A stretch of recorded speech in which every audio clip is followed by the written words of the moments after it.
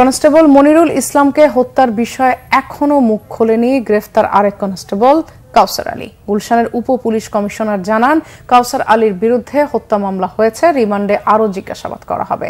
CC ক্যামেরার ফুটেজে দেখা যায় কোনো বিষয় নিয়ে তর্কাতর্কির এক পর্যায়ে গার্ডরুমের ভেতর থেকে মনিরুল ইসলামকে প্রথমে গুলি করে কাউসার আলী। মনিরুল রাস্তায় পড়ে যায়, তারপর গার্ডরুম থেকে বের হয়ে রাস্তায় পড়ে থাকা মনিরুলের ওপর ব্রাশ ফায়ার করে কাউসার। বিস্তারিত জানাচ্ছেন জিয়া খান।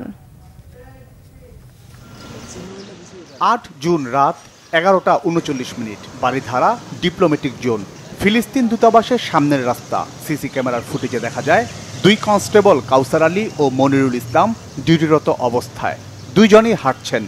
এক পর্যায়ে কাউসার আলী গার্ডরুমের ভেতরে ঢোকেন আর মনিরুল বাইরে। দুইজনই কিছু একটা নিয়ে কথা বলছেন। হঠাৎ গার্ডরুমের ভেতর থেকে কাউসার একটি গুলি করেন মনিরুলকে। সঙ্গে সঙ্গে রাস্তার উপর পড়ে যান মনিরুল। তারপর গার্ডরুম থেকে বের হয়ে রাস্তায় পড়ে থাকা মনিরুলের উপর ব্রাশ ফায়ার করেন কাউসার।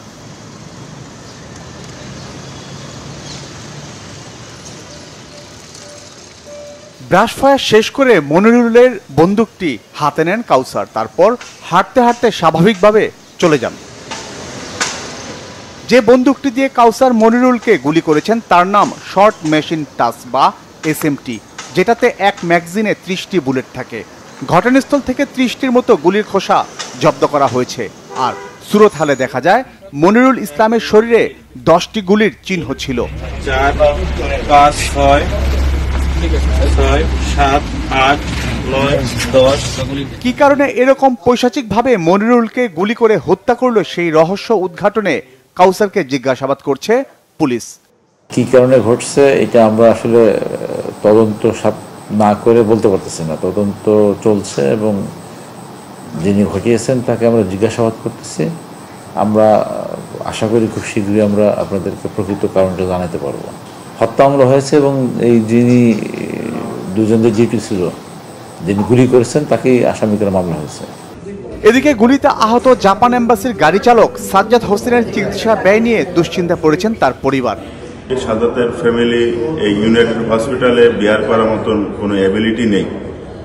সেটা অ্যাবিলিটিটা যদি পরিপূর্ণ করে বাংলাদেশ পুলিশ আপনাদের মাধ্যমে আমি সেই অ্যাপ্লাই করতেছি। ওনার শরীরে আসলে 2টা গুলি লেগেছে, একটা পেটে লেগেছে আর একটা হাতে লেগেছে।